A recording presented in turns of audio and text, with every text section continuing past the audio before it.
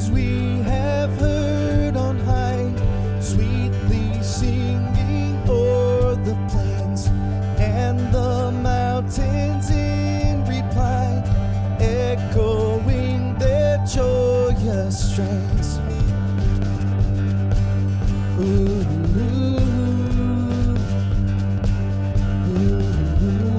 shepherds, why this jubilee?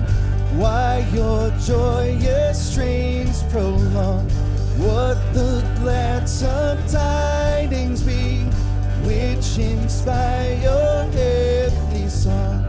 Gloria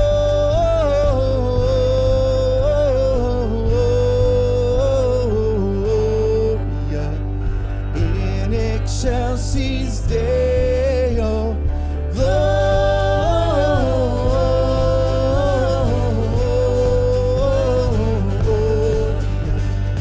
In excelsis Deo.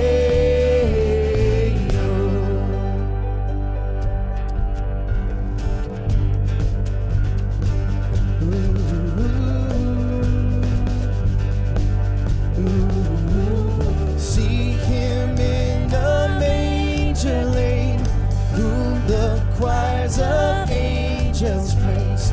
Mary, Joseph, lend your aid, while our hearts in love we raise. Gloria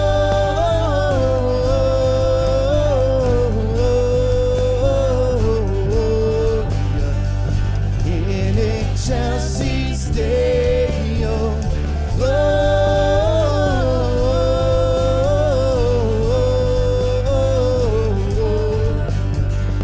In excelsis Deo.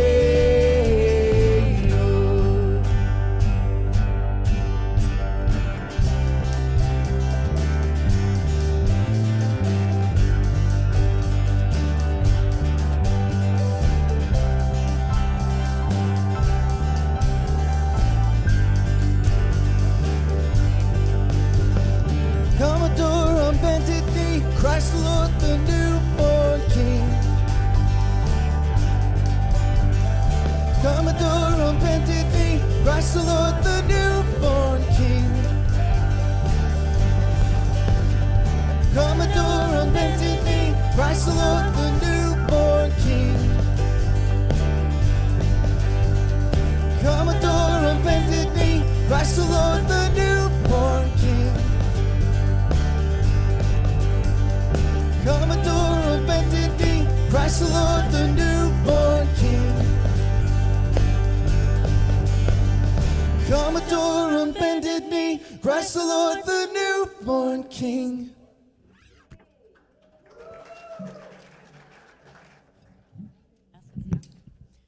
Good morning. You guys can take a seat for a second. It is good to see everyone. The start of our Christmas series, everyone has on their very festive sweaters, and I love to see it. If you guys did not see our video on Facebook, I made a really cheesy joke I was talking about wearing ugly Christmas sweaters, and then Shane came in with like this red, nice sweater, and I said, an ugly Christmas sweater like Pastor Shane. He was like, it's just my sweater. So hopefully that doesn't happen to you guys today. But it is so good to have you guys here to worship together, to celebrate together. It's just an awesome time of year where we get to celebrate Jesus coming into the world. And so we have really special things happening today, next week, and on the 18th. Something that I want to highlight, the first thing I want to highlight is on the 18th, we're doing something special where our series is about giving, and it's about getting and gifting. And so one thing we're doing on the 18th is about gifts. And so it'll be in your box. There's a paper explaining it, but I just want to say it really fast. What is happening is you bring a gift as a family. So something doesn't need to be an $100 gift or anything like that. Something simple for a family, for a single, or for a couple. You're going to label that, and then people are going to put it under the tree. And then at the end of the service, we're all going to get a gift as well. So it's about giving and it's about getting, but really we're going to talk about the giving part of it. But that is something we're doing on the 18th. You can bring it in any time between now and then, but that is something really special we're doing on the 18th. Again, there's more information on your red card that's in your box that you got this morning. If you did not get a gift box, make sure you get one, because that's going to be a really important part of our service today. I spent a lot of time on those. Alicia spent a lot of time, so I hope everyone gets a box, because it's going to be really, really special. We have some in the back. If anyone needs one, you can go grab one. A couple other things that are happening that's really exciting is this next weekend. On Saturday, we're having a pajama party for the kids. And so it might just be because I really just wanted to wear my new Christmas tree pajamas, but we're doing a Christmas pajama party, and it's going to be really fun. It's from 4 to 6. All kids are invited. Adults are invited too if they want to come. It's just going to be a fun time, just hanging out in our pajamas and doing some Christmas activities together. And then right after that, the next day, next week's service is going to be our children's performance and bell choir. And so that is one of our favorite parts of the year. It's just the kids get to come and show you how they worship God. And so the kids are singing a song, and then they also have a chance to do bell choir. So the kids are all doing the same song, and then if they want to be in the bell choir, they do need to sign up ahead of time and be here early next week. It's really simple. If they have a colored bell, I hold up a card. If they see their color, they ring it. So it's very simple, very fun. That is next week. So make sure you don't miss the children's performance, because they're so excited to perform to you and show them how they like to worship Jesus in this time. So lots going on. Lots of exciting things where we just get to be together and worship God together. And so please take time to look at all the information and all the things happening online. We have a whole page called Christmas 2022 that talks about everything that is happening. So if you need more information, you can head there online as well. Make sure you're getting connected with us too. We have cards in the pews that say ways that you can get connected, ways that you can let us know how we can be praying for you, or how you might need some help. We would love to know that. So make sure you're connecting with us, even if you've been here 53 years. We'd love to know that you're here and that you're connecting. I had Ken earlier tell me that, so that's why that was on my mind. So it is great to have you guys here. We are going to do our offering right now. We are going to do our offering right now. And so what that is another way to give. And so giving to the church is not just something that we are forced to do, but it's something that we are telling God, you have blessed us, we are thankful, and so we're going to give back. And we use those tithes for ways to serve the community, to reach people about the good news of Jesus this Christmas time. And so it's ways to worship God and to celebrate God and give back, and we are going to do that today as a church, and we're going to worship along. So if you guys will pray with me as we do this form of worship. God, thank you so much for today. Thank you that we get to be together, even if it's in a silly sweater that celebrates Christmas. We're just excited to be together and have a good time celebrating and worshiping you. We just pray that today you will really humble our hearts as we talk about gold. We talk about labels. We talk about worth, value. We just pray that you reveal yourself to us. I know there are so many of us who are just struggling right now during this Christmas holiday. Yes, it's great to be together, but there are struggles, and we just pray that you will meet us in those struggles today, and that we will be open to listen for what you have for us, because I know this is going to be a really special time where you just want us to hear from you. And so we just pray right now as we worship by giving, that we have been so blessed. We're so thankful. We just want to worship you and give back to you and give back to others. And so we give that to you as a form of worship as we continue to worship in song as well. Amen.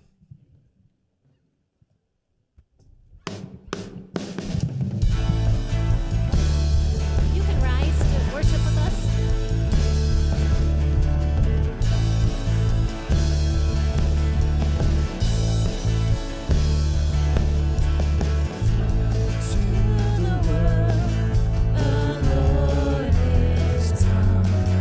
Let earth receive her King.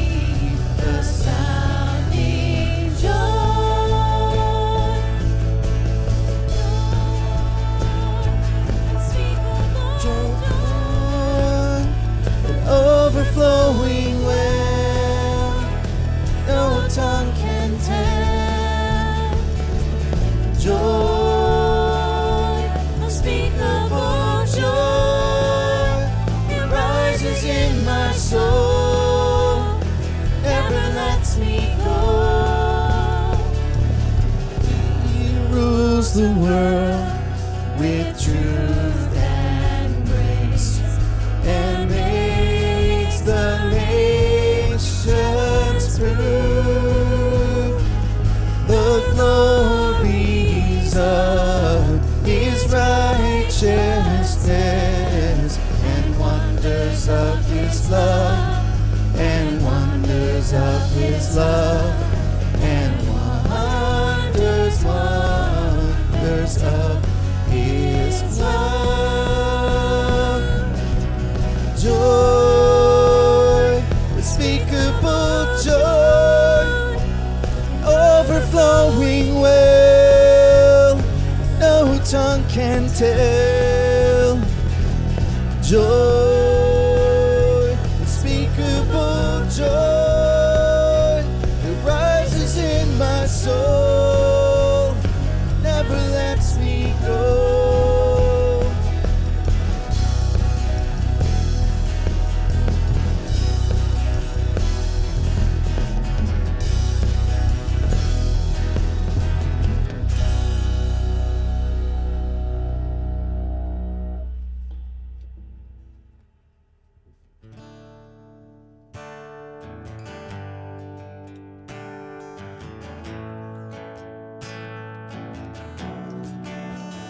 Oh, you've come to bring peace, to be loved, to be nearer to us. Oh, you've come to bring light, to be light, to shine brighter in us. Oh, we let you out, God, with us.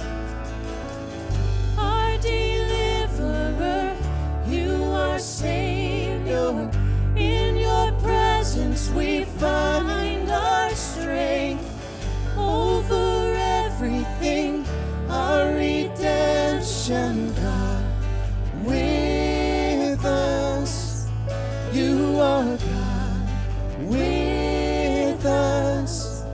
Oh, you've come to be home to this world for your honor and name, and you've come to take sin, to bear shame, and to conquer the grave. Oh, Emmanuel.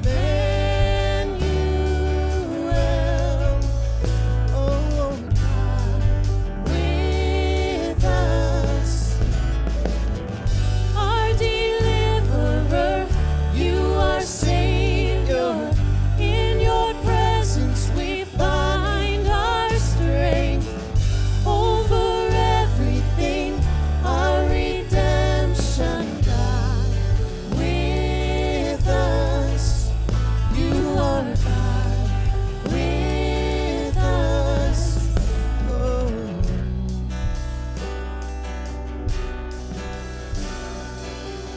You are here, you are holy, we are standing in your glory. You are here, you are holy, we are standing in your glory. You are here, you are holy, we are standing in your glory. You are here, you are holy, we are standing in your glory, Lord. Our deliverer, you are Savior. In your presence we find our strength. Over everything, our redemption, God with us. Our deliverer, you are Savior. In your presence we find our strength.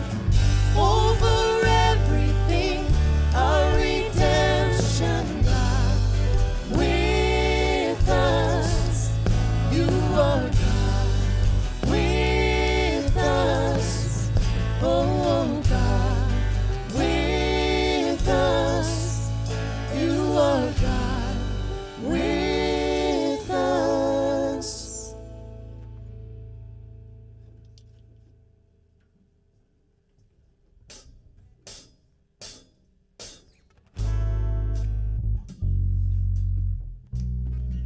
Sorry, let's try that again. It wasn't quite changed over yet.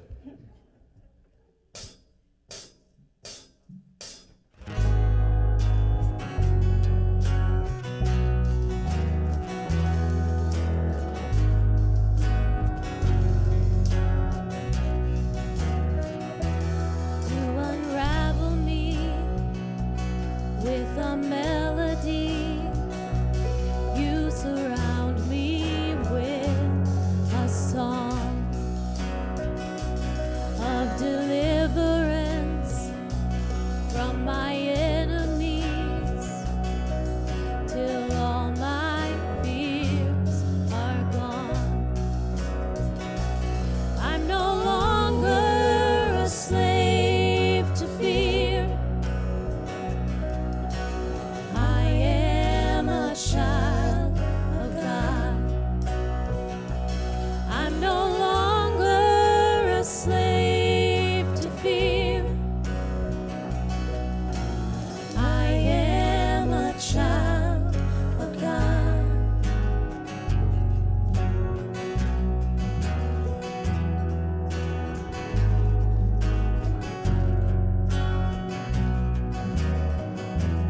From my mother's womb, you have chosen me.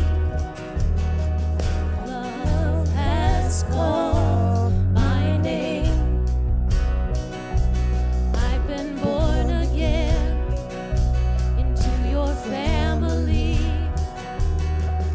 Your blood flows through my veins. Sing it with us. I'm no longer a slave to fear. I am a child of God. I'm no longer a slave to fear. I am a child of God.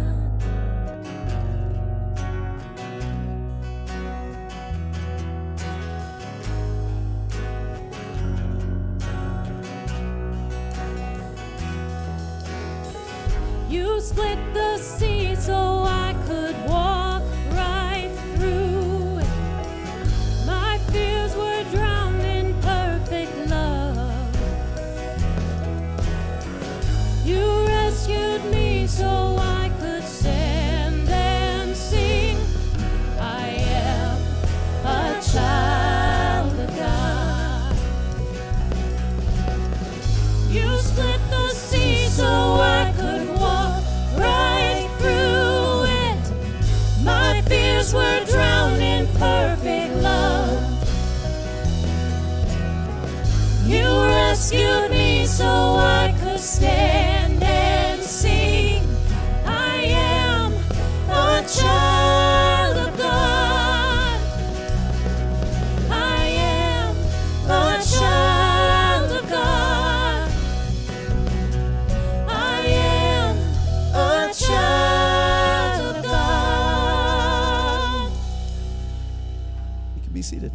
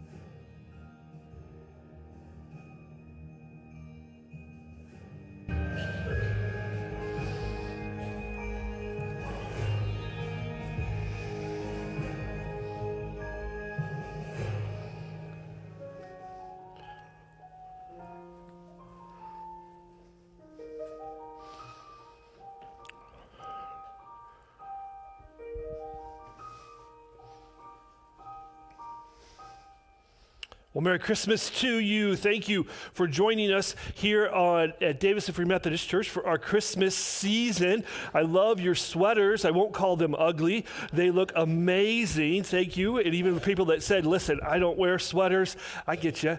Yeah, you wait till June. You can put yours on then and do Christmas in July or something like that. Hey, it is great that you're here. This series is All I Want for Christmas, and we're not going to sing Mariah Carey's song. Sorry. But we are going to focus specifically on the timeless tradition of giving and receiving gifts.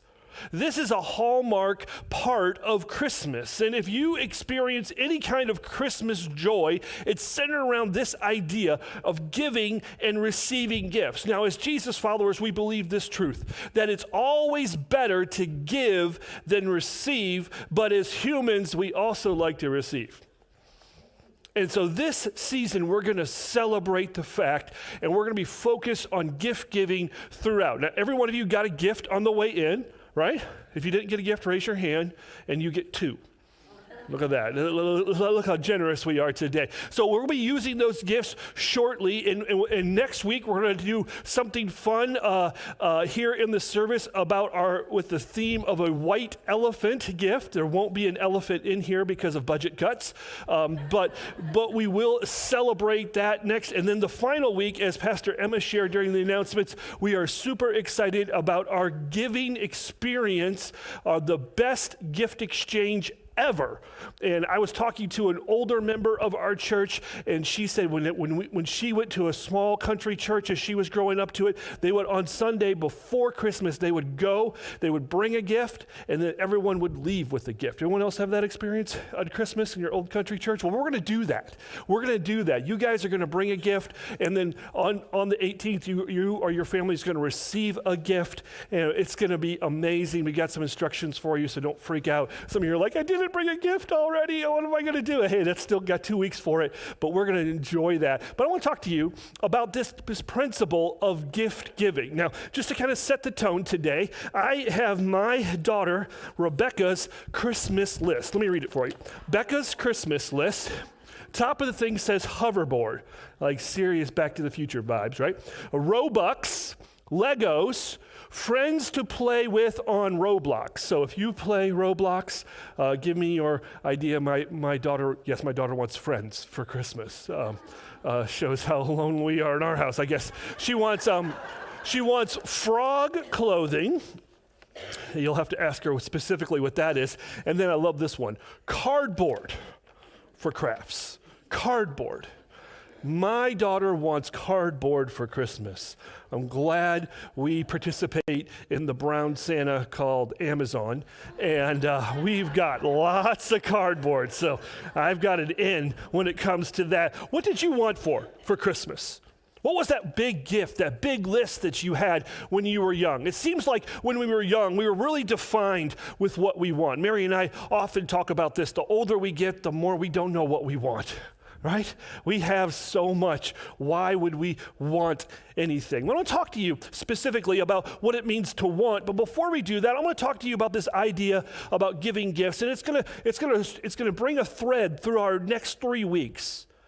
And I want to welcome you in to the Christmas story that we celebrate. When we celebrate that God in the flesh, as the message would say, he moved into the neighborhood. He came here to earth, God with us, Emmanuel. And because of his presence here on earth, it changes the course of history and has the potential to change your history.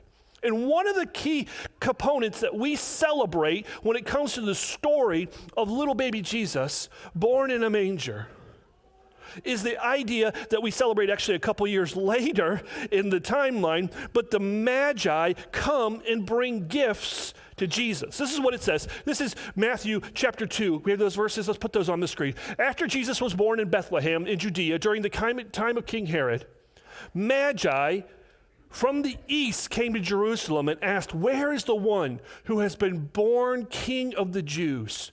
We saw his star when it rose, and we have come to worship him."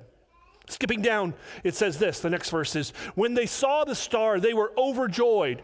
On coming to the house, they saw the child with his mother Mary, and they bowed down and worshiped him. And they opened their treasures and presented him gifts of gold, frankincense, and myrrh. Now, also because of budget cuts, we do have, actually, our budget did allow us to buy some myrrh and did allow us to buy some frankincense, but we have pirate gold.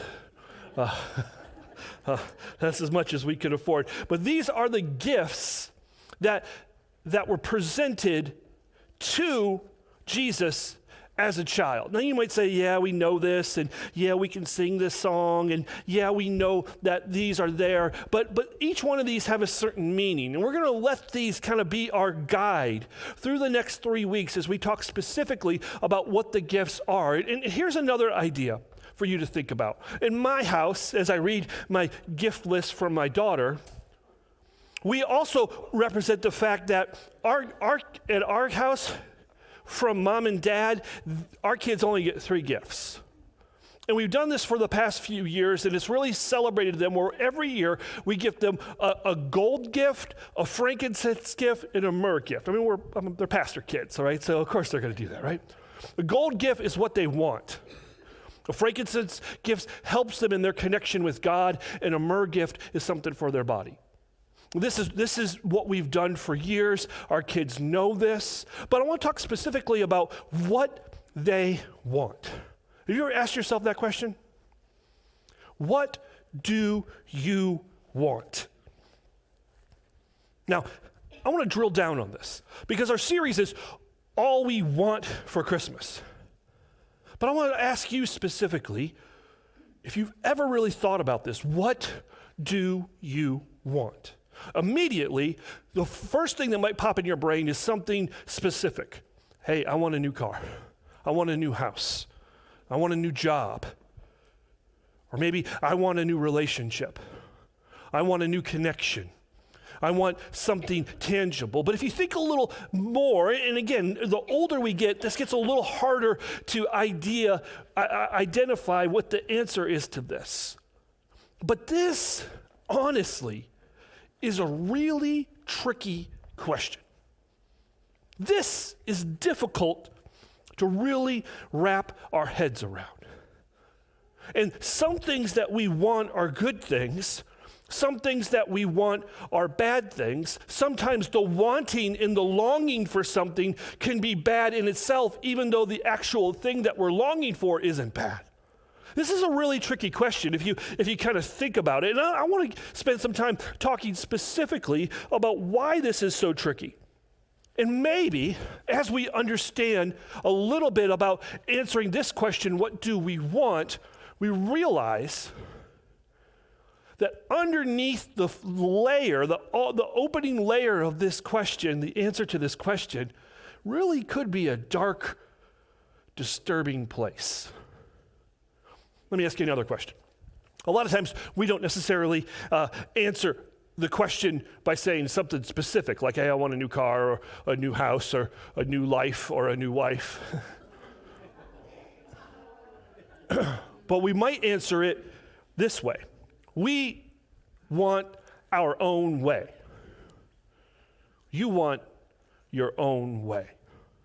If you think about this, you want things to go your way. You want things to happen the way you want them to happen. My family knows this, especially when we travel. I love to have things go my way. I love to pick the way we're going, and I love to pick the time we're going, and I don't really like to delay. I like to get there. And they know that when it comes to getting my own way, that a lot of times as I receive my own way, that I really do produce an environment that isn't really healthy at all. In fact, the more that I want my own way, the more it seems like I get in my own way. The more that I get what I want, the more that I bully and try to control and try to assume and grab and use my effort to get what I want, the more I realize no one wants to be around me. The environment that I create is toxic. And as I are getting what I want my own way, I'm actually, like I said, getting in my own way. Maybe another way that you would answer this is, what do you want? Is you don't necessarily want your own way, but you want to do what you want to do. Anyone know this before? Hey, I just want to do what I want to do. I've got 2 teenagers in my house, and usually we get the idea of, why can't I do this, right? Why won't you let me do this? And as we get older, we realize that, hey, listen, we can really much do anything we want, right? We can do what we want to do. There's no stopping us, right? We can get what we want. We can do what we want. I was listening to another pastor talk specifically about this, and he used a parenting example when it comes to dealing with teenagers specifically on this. And this is what he said to them, is they say, hey, listen, why don't you get me what I want? I want this, I want this, I want this, I want this. And he says specifically, he says, hey, listen, you after you get a certain age or a certain height, or, after you realize that Joshua is taller than me and he can pretty much make me do what he wants to do, right? He's stronger than me. You get to a certain level, you could pretty much do anything you want. You could pretty much do anything you want. But then there are rules that come in that maybe keep you from doing what you want, and then that's called prison. So that would be my parenting advice to Joshua as he tells me, why can't I do this? I say, hey, listen, if you keep doing what you want, you'll be in a place that'll keep you from doing what you want. Let me do it this way. And this is, again, a tricky question, a tricky way to understand. But if we're really going to be honest, we would want to know this. What you want, perpetual pleasure. Now, I struggled a little bit about using the word pleasure, because as soon as you hear the word pleasure, you think of Chick-fil-A. That's not what you were going to say? When you think of the word pleasure, what do you think of? No one wants to say sex in church. Okay. Let's just call it Chick-fil-A, okay? All right? When we think about it, we think in that way. And I don't necessarily want to limit the word pleasure to just meaning sex.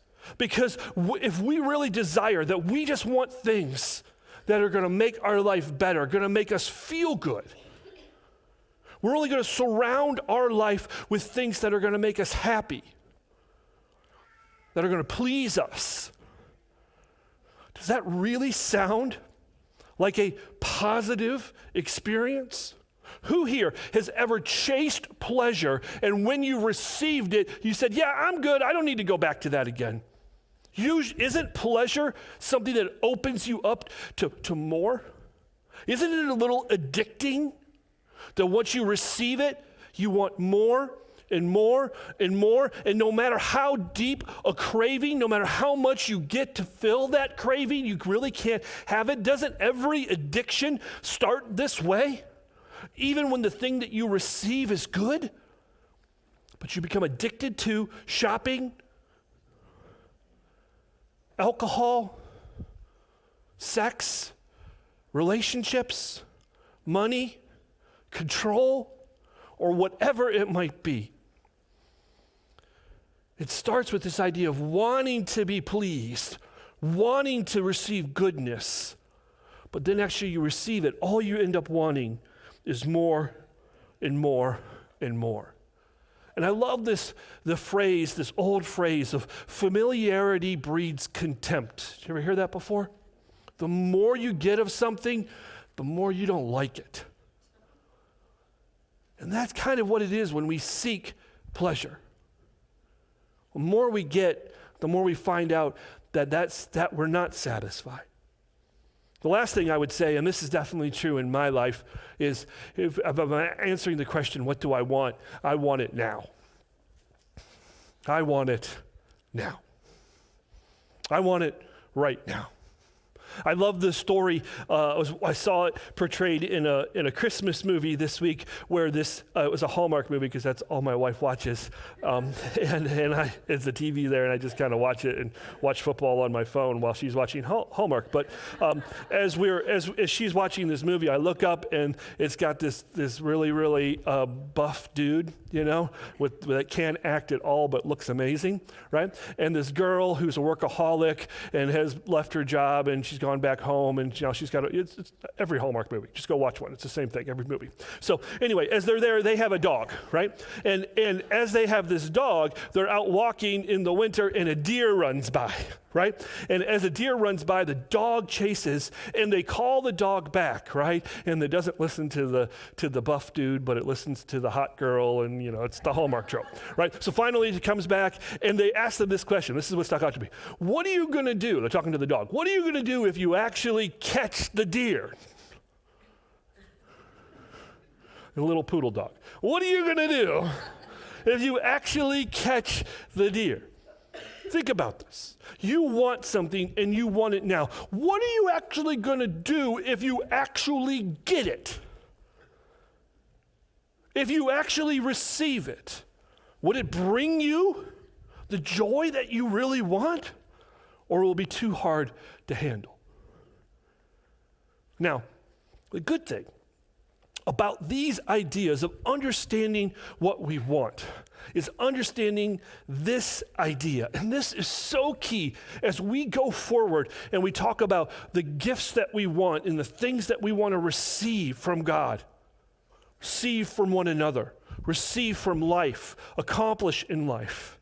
We have to understand this idea that if we're really answering the question, I want this, doesn't regret always begin with I want this?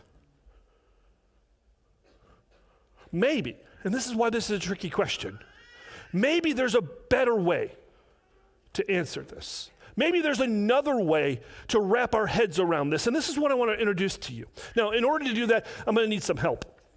I'm going to need some help from the brother of Jesus.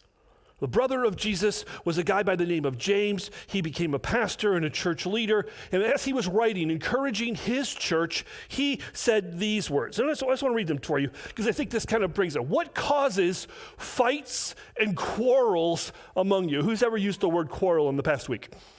Right? Yeah. Where's Jen Johnson? When you're teaching, do you use the word quarrel? Hey, kids, stop quarreling. Their kids are perfect. So, yeah, till they come home to me, and then I got to stop the quarreling. Okay, what causes fights and quarrels among you? What causes disagreements? What causes this tension, right? Don't they come from desires that battle within you? I think he's saying that, don't you realize that there are things that are happening inside, just under the layer that we see, that cause us to be violent and to disagree and maybe break relationships. There's a tension there, right? So he goes on and says this. Keep going. You desire what you want. You desire, but you don't have. So you kill. And you're like, okay, come on, James. You just took that a little far. Now, he's using hyperbole, exaggeration.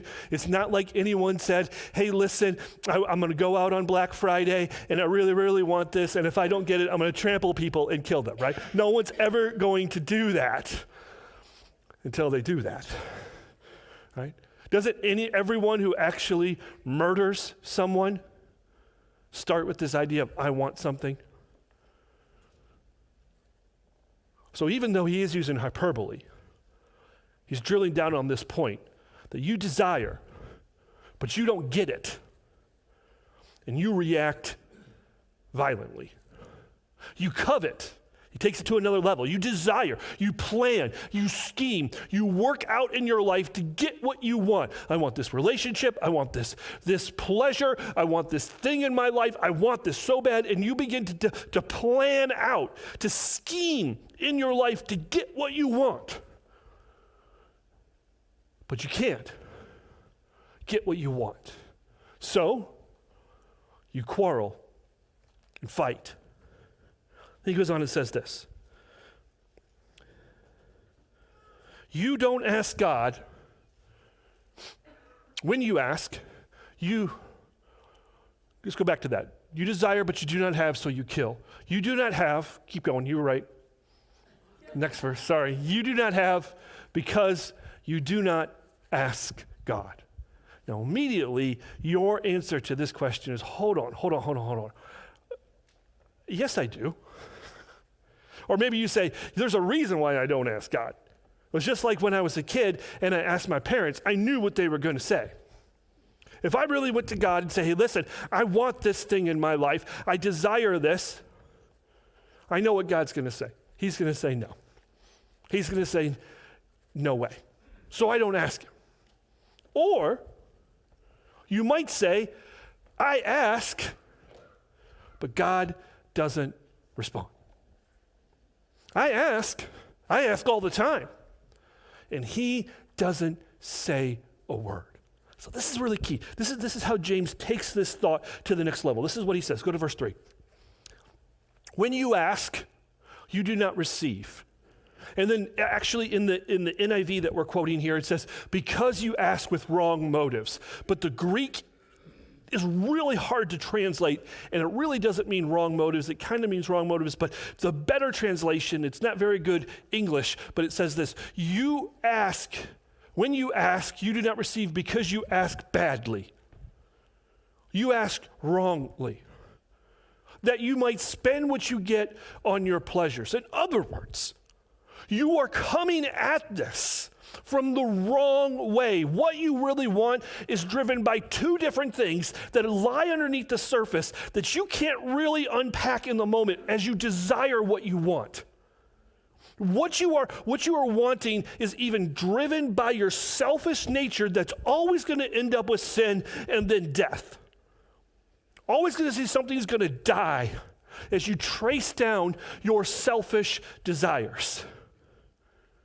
Or you are influenced by the culture around you that this is really something that you want. Your brain is being hijacked by what's around you, by what you see in other people, that what you watch on TV, that you are impacted on by social media. And it's telling you, it's hijacking your brain that this is really something that you want. So James is saying that you are coming to God with the wrong motives. You're coming to God badly. That's why he's not giving you what you want.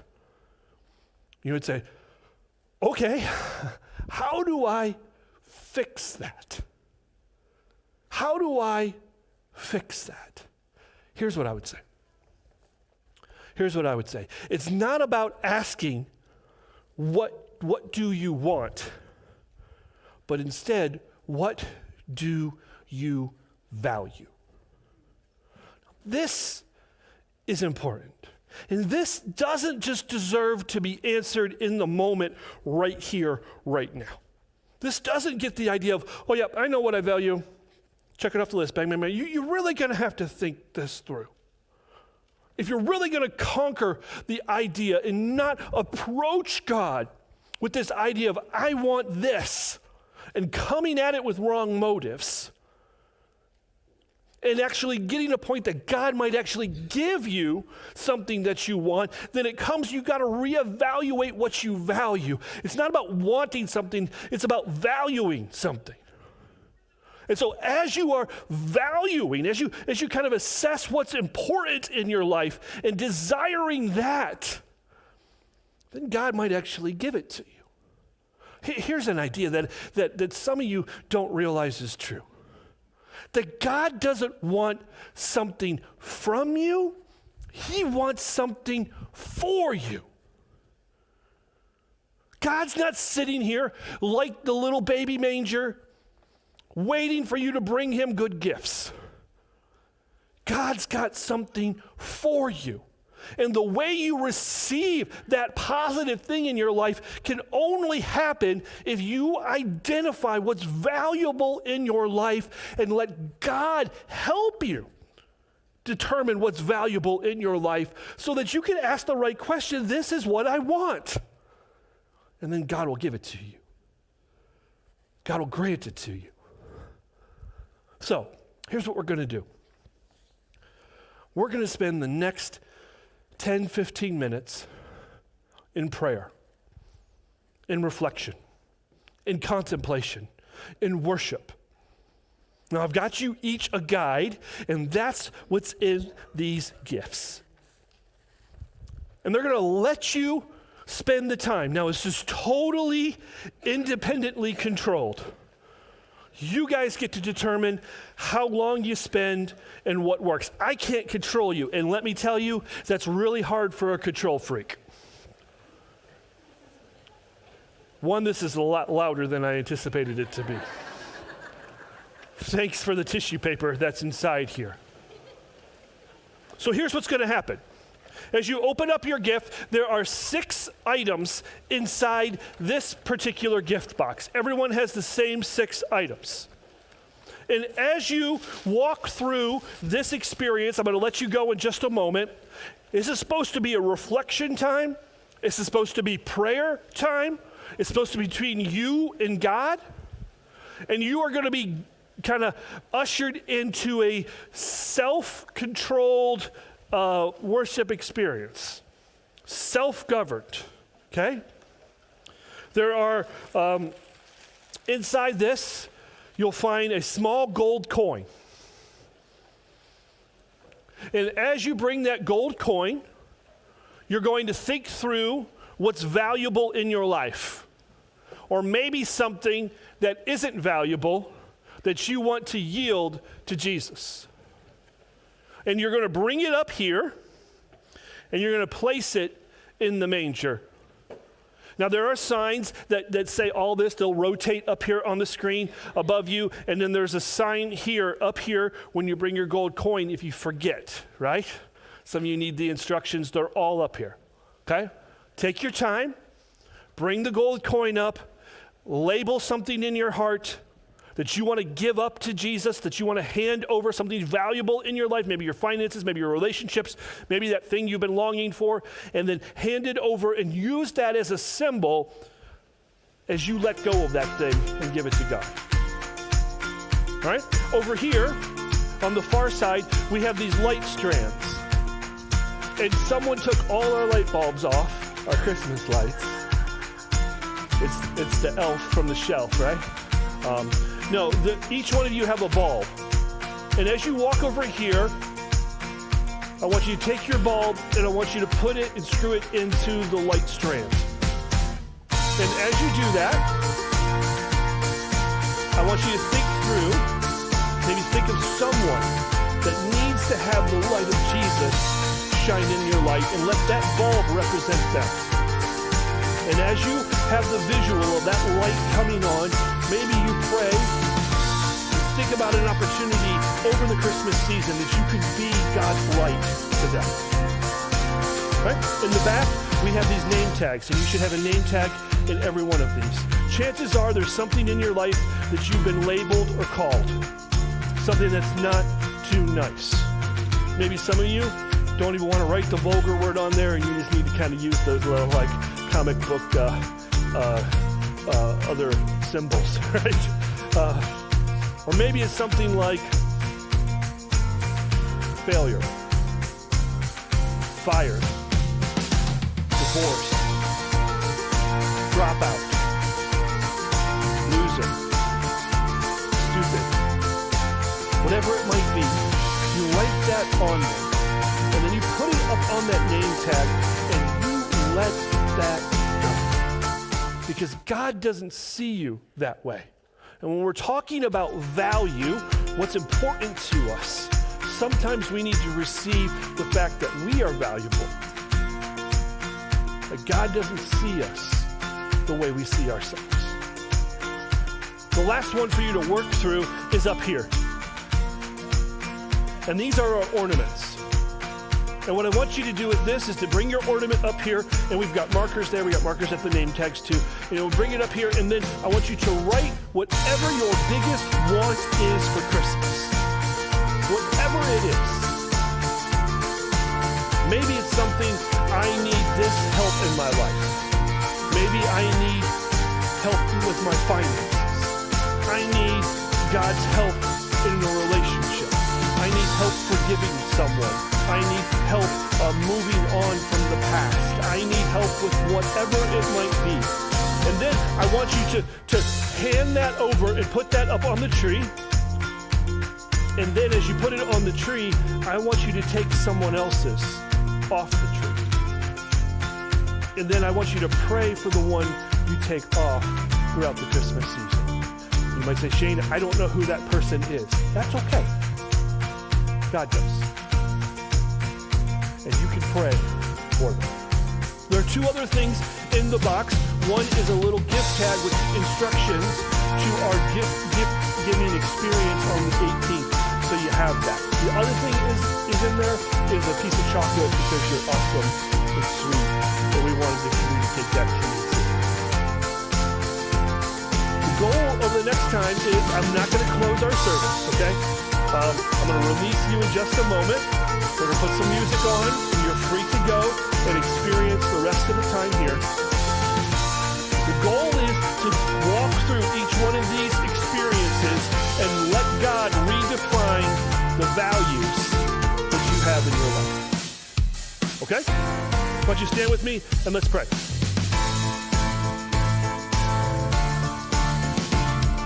Father, we thank you for this opportunity to gather today. We thank you that you desire for us to define and redefine the things that we want in our lives.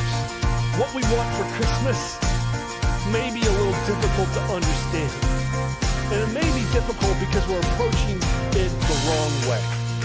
So as we approach this today, we pray that each person would walk through these experiences and that you would communicate to them, that you would speak to them, that you would allow these opportunities in this way that we want to worship you and pray to you as a way to communicate to us and help us define and redefine those things that we value. Father, I pray a blessing over our time today, each individual here. Pray a blessing of your love and grace and mercy. Thank you for the fact that you don't want more from us. You've got something for us. Father, I pray that we would celebrate that fact today. And I bless these people in this time in the name of the Father and of the Son and the Holy Spirit. Amen. Amen. Thank you guys. If you have any questions, we're here for you. The rest of the time is yours.